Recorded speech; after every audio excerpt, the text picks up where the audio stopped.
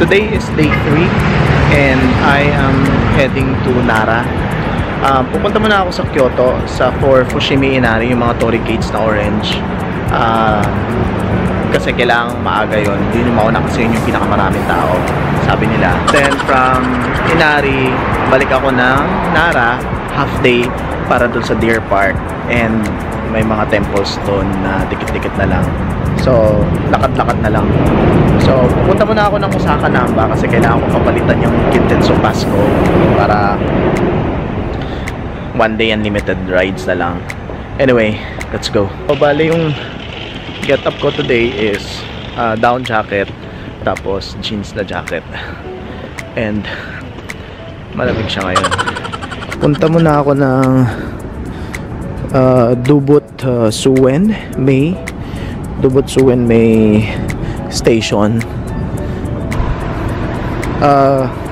It's 5:49 AM and malamig siya. Grabe, umuusok yung bunga ako. Currently at 2 degrees.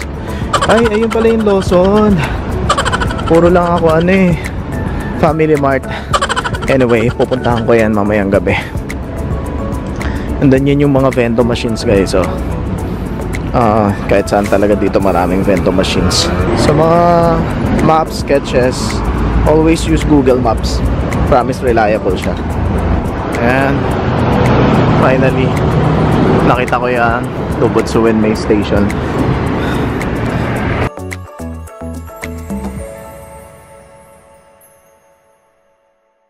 So from Osaka Station, transfer ako dun sa Osaka Namba Station kung nasaan yung Kintetsu line. Kailangan basa-basa lang dito para hindi ka maligaw. So ayun, Kintetsu Hanshin line. Napalitan ko na yung Kintetsu Rail Pass. So ito yung sa train, ito naman dun sa Nara bus. So unlimited ride siya. Now I am going to Nara.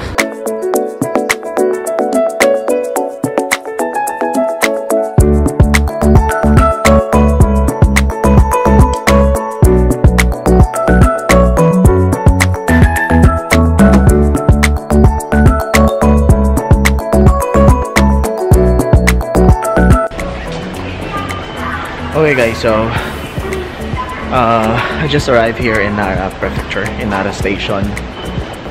Babalik ako dito, pupunta muna akong Fushimi Inari sa Kyoto. And bakit malamig dito? Currently, it's -1. Hanapin ko muna yung way going to Kyoto Station for Fushimi Inari. Let's go.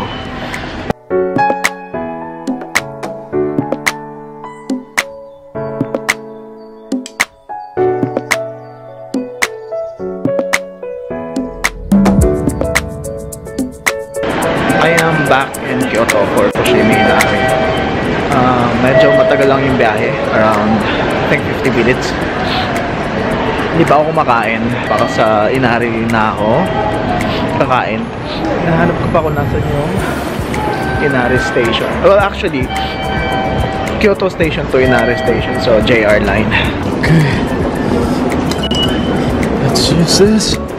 Nara is platform 10. There you go. Let's go. Oh my god, sobrang lamig, grabe guys. 2 degrees lang naman. Pero nakakaloka. Nanginginig yung mga balon-balonan ko.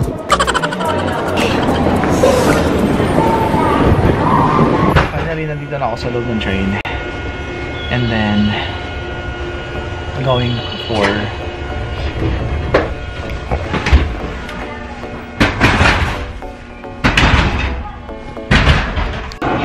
nagkamali ako.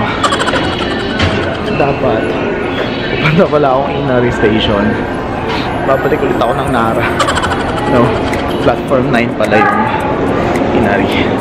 So balik ulit tayo, nakakaya. Platform number 9 for Inari. Nagkamali ako kanina. Yung pala yung Inari.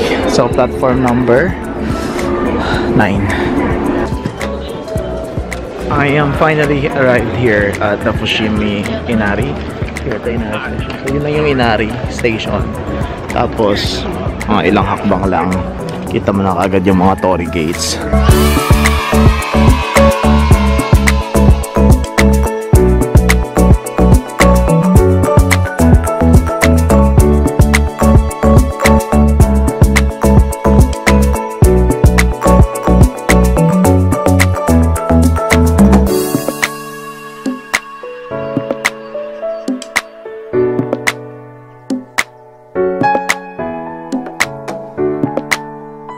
Halos alam na rin naman lahat nila na pag umakyat ko pa, walang masyadong tao. Eh, mukhang wala nang tao. Kaso nga lang, walang magpipicture sa akin. Ano na? Wala nang tao. Yan, dalawa lang. Tapos, dalawa din doon.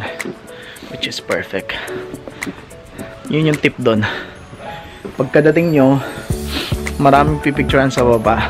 Pero kung ang habol nyo walang tao, akyat na agad dito. Kasi isa, dalawa, tatlo, apat, lima lang yung nakikita ko, which is perfect.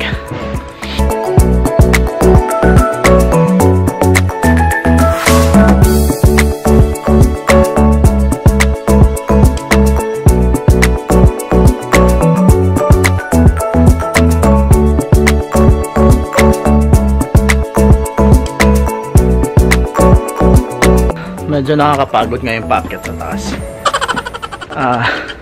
Dalawa yung jacket ko. Tinanggal ko na kasi grabe yun. Kahit gaano kalamig, papuwisa ka talaga.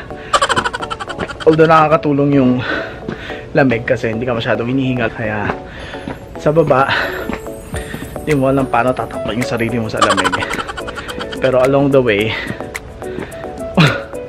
unti-unti mo na rin siyang tatanggalin.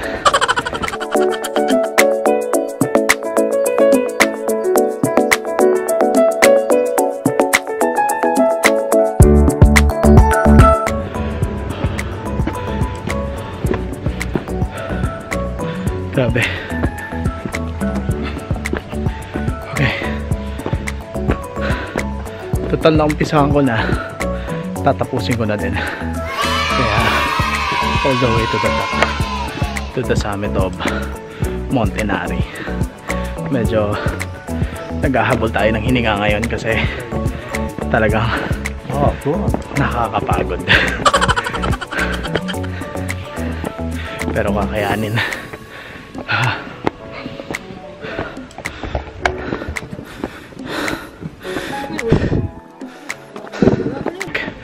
I made it to the top. Grabe yung pawis ko. So I am finally here at the top of the mountain. So bilang na-miss ko na mamundok at nalaman ko na Monte Inari ang tawag dito, so pinilit ko nang umakyat sa taas dito sa summit, which is achieved naman. Ngalan tagaktak pawis best. Sobra. Gusto ko magkupad. Ganyan na lang ako kasi basang-basa na yung damit ko.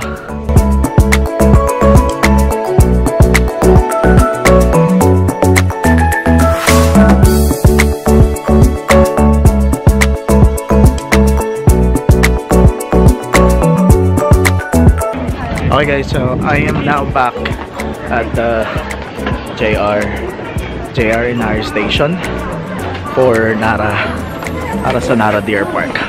Let's go. Back in Nara. Bali, nagpunta lang talaga ako ng Kyoto for the Fushimi Inari. Kailangan kasing unahin yun kasi pag madami na yung tao, wala na masyadong pictures. Anyway, since I'm already here in Nara, pupunta na ako sa Nara Deer Park. Tsaka yung nakalimutan ko na yung temple na malapit, pero wala nang sakay dito. Nara Park, Daiji, Kofukuji, ayun, dun. So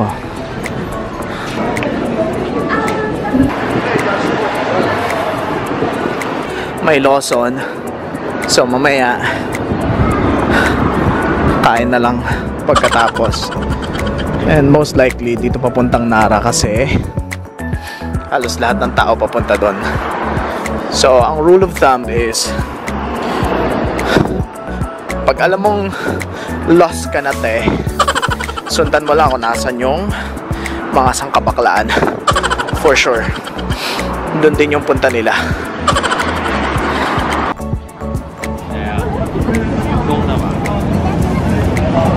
Ayan. Hindi pa kasi nila naamoy na may pagkain ako eh.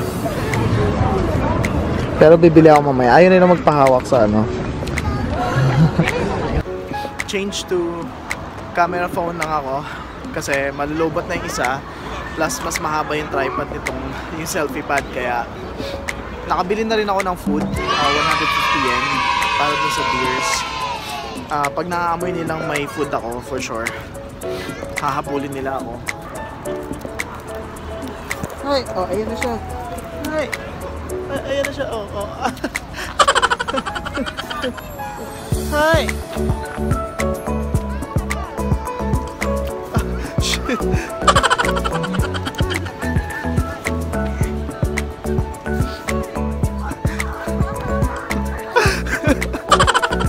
Hinahabol ako.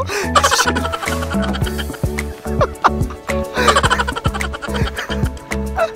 Naamoy ka nila may dala kang pagkain, susuwagin ka nila sa puwet. So, nagbabaw daw sila. Nagbabaw daw sila bago mo bigyan ng pagkain. So, ayun. Sobrang daming deers dito. Baw. Mabait naman sila, pero nga lang, pag naamoy ka may pagkain, susundan ka nila. Kaya delikado. So, sobrang daming deers dito. Yung iba nagpapahinga. Pero dapat titingnan mo rin yung paligid mo kasi susuwagin yung puwet mo. Lalo na pag alam nila may dala kang pagkain.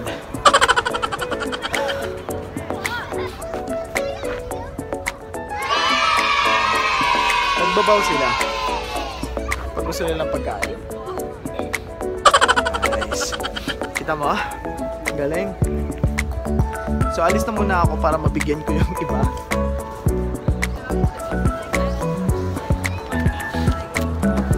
And to take a bow. Okay, one more. Good job. Okay, so katatapos ko lang dun sa Nara Deer Park. Ang ginamit ko yung na camera is sa camera phone kasi yung selfie stick kailangan kasi mahaba kasi may mga deers. Anyway, nandito ako ngayon sa Kofukuji. Ayan na. Ayan. Ayan. So, ang tawag pala dyan is a 5-story. 1, 2, 3, 4, 5. Ayan, 5-story pagoda. Tapos, ito naman yung Eastern Golden Hall. Parang wala rin namang masyadong makikita sa Kofukuji maliban dito sa, I think yung pinaka landmark is yung 5-story pagoda nga. So ang pupuntahan ko lang is tapos na ako sa Deer Park, tapos which is nandito ako sa Kofukuji. So next is punta sa Todaiji. Temple din naman siya, parang temple hopping dito sa may Nara Prefecture. Okay, finally nakita ko na din si Todaiji. Ang taas ng ano niya, yung parang gate niya. Ito na. Ayun. Marami ring deers dito. Alam, nagkalat talaga sila. Feeling ko yata buong Nara Prefecture puro deer eh.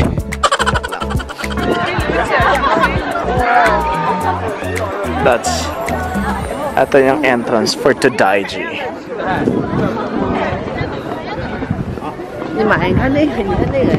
Medyo luma na siya. Yung mga kakahuyan niya. Piling ko ilang centuries na kaya tumipas dito. Kailangan natin mahawakan yung poste na yan. Yan. Grabe, piling ko ilang daang libo na taon na to. Ay. Grabe, ang luma na niya. Ano kayang klaseng kahoy ito? Maging part tayo ng history. Nakakuha na ako ng ticket.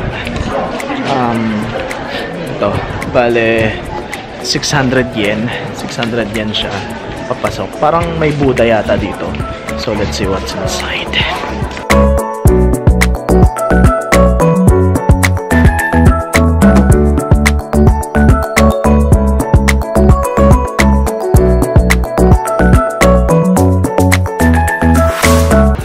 kakalabas ko lang dun sa Daichi Temple.